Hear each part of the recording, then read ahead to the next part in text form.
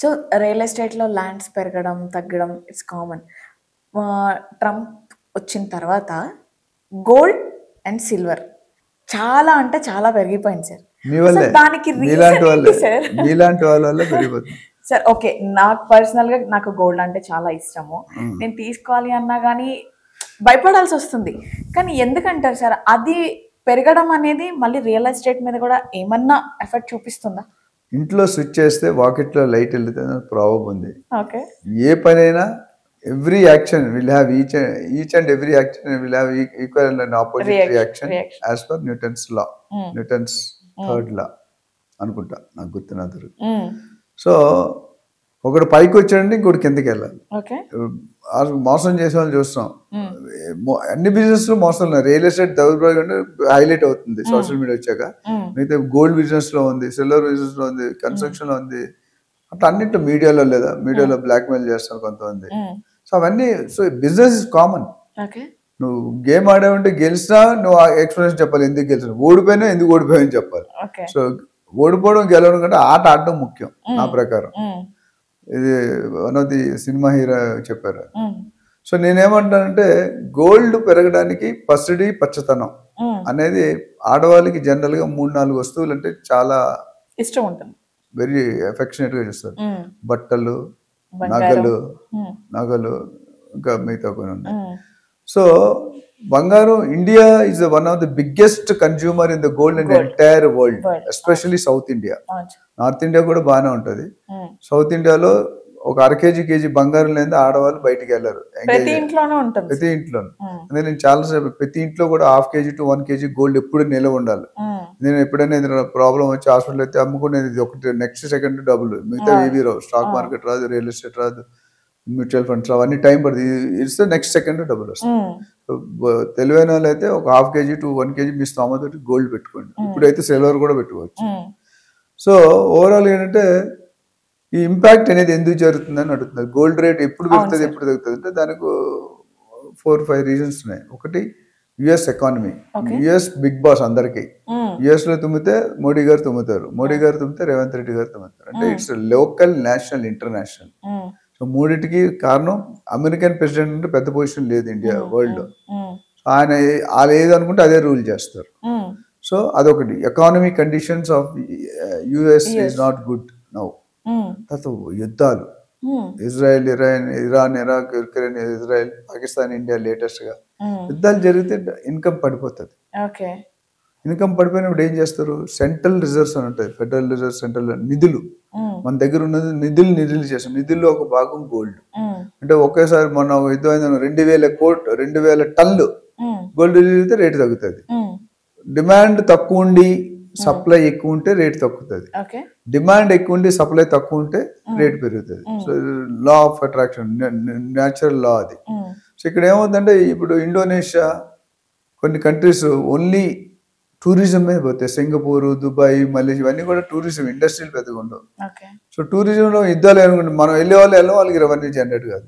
పాకిస్తాన్ ఇంకో 15 రోజులు అంతా ఫైట్ చేస్తే బ్యాంక్ క్రప్ట్ అయిపోయేది. అందుకని వాళ్ళు వచ్చి కాలనీ సరెండర్ అయిపోయారు. సో అక్కడ ఆగింది కూడా, లేకపోతే వాళ్ళ డబ్బులు ఖజానా మొత్తం ఖాళీ. సో ఇది ఒక రీజన్. యుద్ధాలు ఒక రీజన్. డాలర్ వీకెనింగ్, మన డాలర్ స్ట్రెంగ్త్ అవుతుంది, రూపీ వీకెన్ అయిపోతుంది. సో ఇవన్నీ కూడా బ్యాంక్ పాలసీస్, రెపో రేట్ అని ఉంటుంది, బ్యాంక్ ఇంట్రెస్ట్ రేట్స్, ఇవన్నీ కూడా reasons for downfall. And bullion market, ఈ gold market, stock market, real estate market, digital, ఇవన్నీ కూడా ఒక గ్రూప్ ఆఫ్ పీపుల్ కంట్రోల్ చేస్తారు.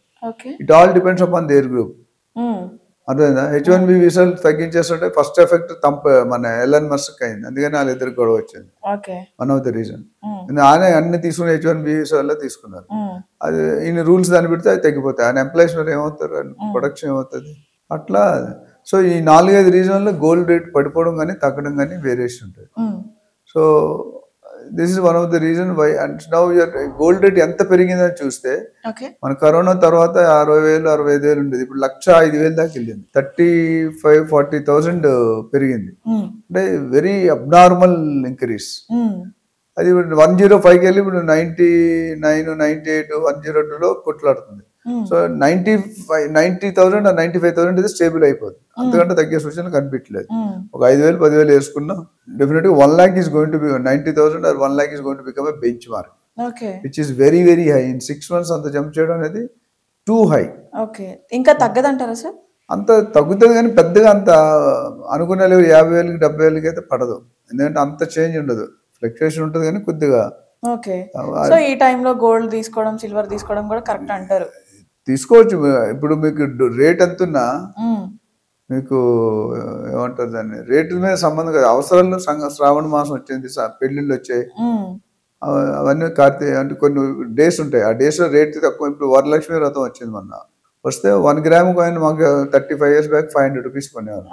ఈ రోజు 11,000 అయింది. 500 ఎక్కడ, 11,000 ఎక్కడ? 1 గ్రామ్ కంటే తక్కువ పెట్టలేం. సో జనరల్ గా 1 గ్రామ్ ఈజ్ ఐడియల్. అది కూడా కొనుక్కోలేక మా ఏదో వేరే పెట్టుకుంటున్నారు, లేదా పాత వస్తువులు పెట్టుకుంటున్నారు. అట్లా రేటు కొన్ని పెళ్లిళ్ళు బంగారం లేకుండా మీరు పెళ్లి చేసుకుంటారా? చేసుకోలేదు.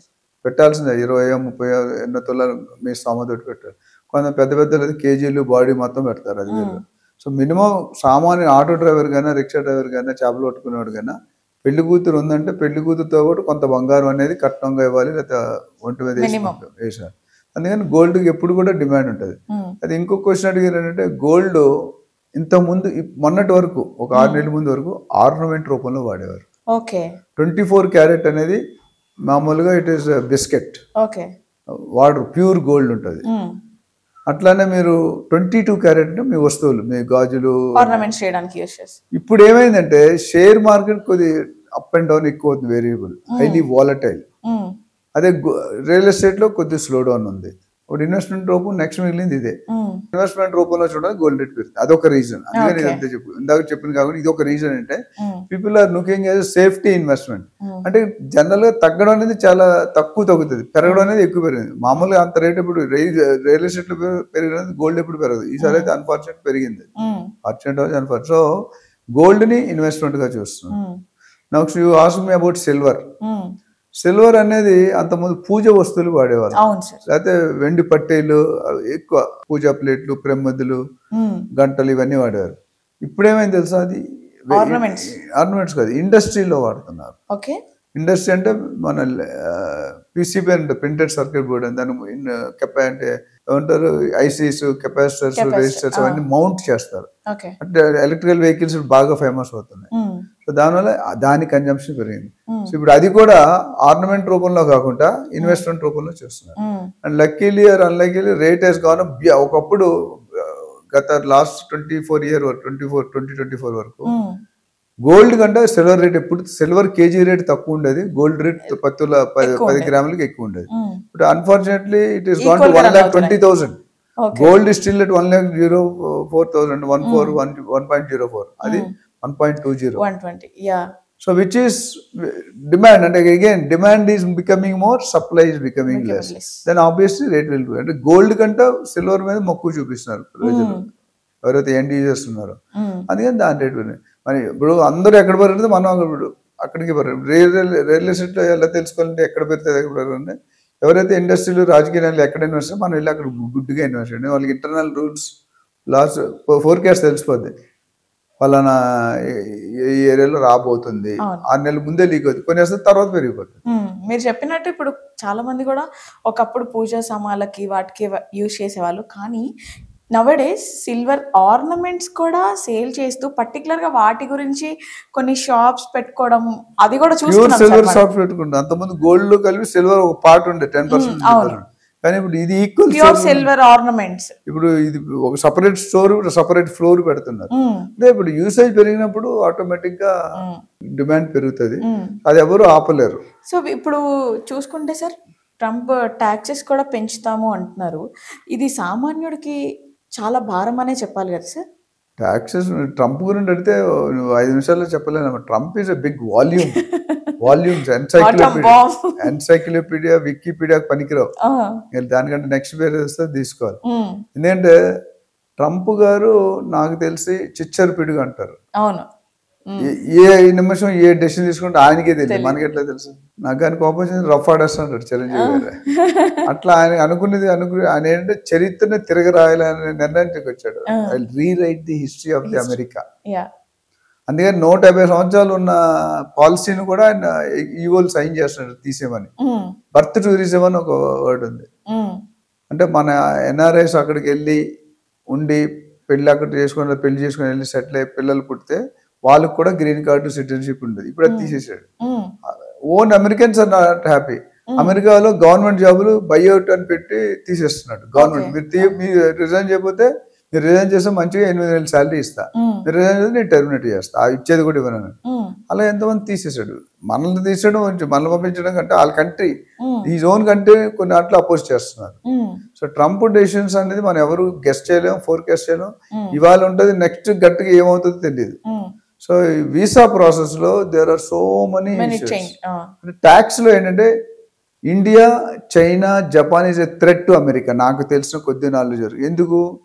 సూపర్ పవర్స్ అయిపోతున్నారు. ఇండియాలో మన పాకిస్తాన్కి ఇండియాకి యుద్ధం అయింది, ఏమైంది? సమాధానం ఎవరికి చెప్పారు? వాళ్ళు పాకిస్తాన్కి చెప్పలే. పాకిస్తాన్ ఎన్నో చెప్తారు, రెస్ట్ ఆఫ్ ది వరల్డ్ చెప్పారు. ఇండియాతో పెట్టుకుంటే తాట వలుస్తాను అని చెప్పాడు. సో సో అంటే వీఆర్ ప్రిపేర్డ్, ఎక్యూప్డ్, ఫుల్ గా రెడీగా ఉన్నాం. ఎవడు వచ్చినా ఎనీ టైం జిందాయా మురదా మనం రెడీగా ఉన్నాం. సో అది that is becoming a threat to America. ఇప్పుడు పెద్ద అన్నయ్య ఉన్నప్పుడు చిన్న అన్నయ్య అవ్వాలంటే కష్టం. పవర్స్ ఇవ్వడం వేరు, కానీ ఇచ్చిన తర్వాత తీసేయకూడదు. ఇప్పుడు పవర్ఫుల్ కంట్రీ అంటే అమెరికా అని ఇందా చెప్పాను. సో ఇప్పుడు ట్రంప్ గారు మన ఇండియా కానీ ఎక్సీడ్ అయింది. చైనా కానీ ఆల్రెడీ ఇండియా నెంబర్ 1 అన్నారు. అన్నిట్లో India wants to be number 1. Population లో నెంబర్ 1 అయిపోయింది. చైనాని బీట్ చేసి వచ్చాం. డయాబెటీస్ లో నెంబర్ 1 అవుతున్నాం. మిగతా అన్ని అట్లా కూడా హమ్ కిసీ సే కమ్ నహీ. నేను ఎవరికి తీసుకుని, ఇప్పుడు ఆడవాళ్ళకి మగవాళ్ళకి తేడా, ఆడవాళ్ళు ఎక్కువ అరేంజ్ చేస్తున్నారు. What are reasons, good or bad. So అది మనం ఆపలేం. గవర్నమెంట్ ఈ supporting women's quota, ladies quota, they are also performing. మన గ్రేటెస్ట్ ఎగ్జాంపుల్ అంటే మన ఇద్దరు ఆడవాళ్ళతో 20 నిమిషాల్లో పాకిస్తాన్ ఖతం చేశారు. 2 లేడీస్, 2 లేడీ డిఫెన్స్ ఆఫీసర్స్. అవును సార్. లేడీస్, జెంట్స్ కూడా వెళ్ళారు. వాళ్ళిద్దరూ 20 minutes లో మొత్తం 9 అన్ని అటాక్ చేశారు. వెరీ గ్రేట్ రికార్డ్ అది. ఆడవాళ్ళంటే అంత అనుకోరు, but nothing less than anybody else. అదే example India development, make in India. ఇండియాలో ఎన్నో చేసుకుంటున్నాం. సో ఇవన్నీ చూసుకుని టాక్సేషన్ ఎందుకు పెడతారంటే ఏదో ఒక విధంగా వీటి మీద బరువు మోపాలి. సో ఇండియా మోపడం అంటే పాకిస్తాన్ 15% చేశాడు, చైనాకి 30% చేశాడు, మనం మాత్రం 50% చేశాడు. ఇది అన్యాయం కదా. బాయ్ బాయ్ అంటున్నారు. తెలుగులో తెలిసిన వాళ్ళు రావి గోపాలరావు, అల్లు రామనాయుడు ఉంటారు.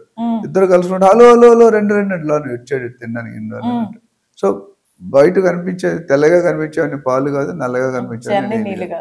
సో ఇక్కడ బయట నవ్వుతున్నాడు, లోన్ తిట్టుకుంటున్నాడు. అట్లా ఏంటంటే బయటకి bye bye very I want to maintain good relationship with India అంటాడు. ఇప్పుడు వెనకాల జరుగుతుంది. సో ఇదేంటంటే తడిగుడ్డలతో పేకలు కోసే రకాలు అంటారు. తడిగుడ్డలతో కోయలేక కోసేస్తారంట, అలా ఉన్నారు కొంతమంది. సో ఇక్కడ ఏమవుతుందంటే ట్రంప్ తాలూకు activities it is becoming one sided.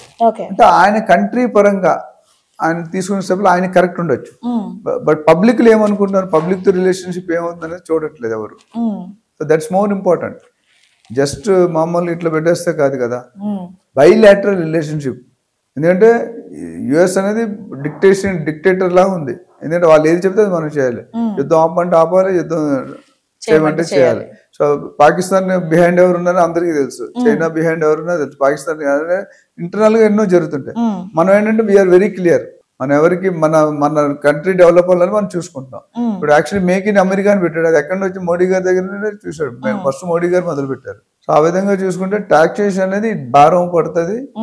And రాను వాళ్ళ దగ్గర పర్చేజెస్ తగ్గిపోతాయి. ఎందుకంటే అంత ఇప్పుడు 100 రూపాయలు 200 చేసి తీసుకుంటావు, తీసుకోగలరు. 100 రూపాయలు 110 ఓకే, 10-15% ఫైన్. బట్ 50% 100% అంటే ఇక రేపు నువ్వు ఎక్కువ వేషాలు వేసుకుని 100% కూడా చేస్తాను దమ్కి ఇచ్చాడు. So that is not a good sign. So maybe India వాళ్ళు కూడా దాన్ని ధీటుగా సమానం ఇస్తారు. So we are ready for everything. And challenge ఏదైనా రెడీగా ఉన్నాం మనం. మోడీ గారు is ready to throw any challenge, anybody to any country. అంత పవర్ఫుల్ పొజిషన్ లోకి వచ్చాడు. 6 సార్లు 3 సార్లు సీఎం, 3 సార్లు పిఎం. నెక్స్ట్ టైం అయితే తేడాలు వచ్చేస్తాయి, రికార్డ్ బ్రేక్ ఏమన్నా తెలుసు. What is happening is not good. That has to be, ఆ వైఖరిని మార్చుకోవాలి. ఒక మంచి వార్త గోల్డ్ మీద ట్యాక్స్ అని చెప్పాడు మనం రీసెంట్ గా. అది గుడ్ న్యూస్. అది ఎంతవరకు స్టాండ్ అవుతుందో తెలియదు, కానీ మంచి న్యూస్ అయితే గోల్డ్ మీద ట్యాక్స్ లేను అనే సెంటిమెంటల్ కాబట్టి అని చెప్పాడు. బట్ వెయిట్ అండ్ సీ అవుతుందా లేదా అనేది.